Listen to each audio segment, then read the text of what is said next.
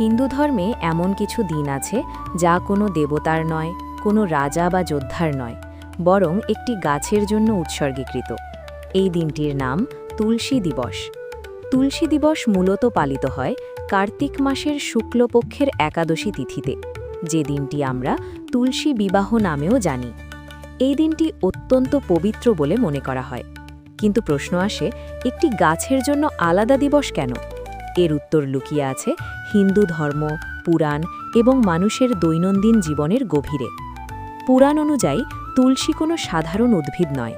তিনি ছিলেন একসময় এক পরম সাধ্বী নারী, বৃন্দা। বৃন্দার স্বামী ছিলেন অসুররাজ জলন্ধর।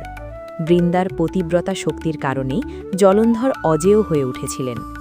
দেবতারা পর্যন্ত তাকে পরাজিত করতে পারছিলেন না।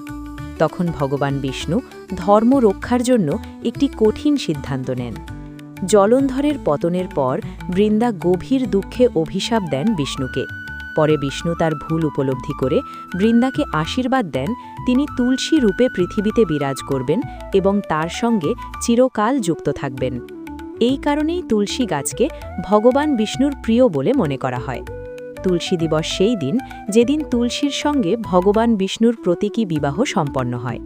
এই বিবাহের মধ্য দিয়েই কার্তিক মাসের পূজা উপবাসের সমাপ্তি ঘটে। ধর্মীয় দৃষ্টিকোণ ছাড়াও তুলসীর রয়েছে গভীর বৈজ্ঞানিক গুরুত্ব। তুলসী গাছ বাতাস শুদ্ধ করে, রোগ প্রতিরোধ ক্ষমতা বাড়ায় এবং ঔষধি গুণে ভরপুর। প্রাচীন ভারতীয় সমাজে প্রতিটি বাড়ির আঙিনায় তুলসী গাছ রাখা হতো, কারণ তুলসী ছিল শুদ্ধতা ও সুরক্ষার প্রতীক।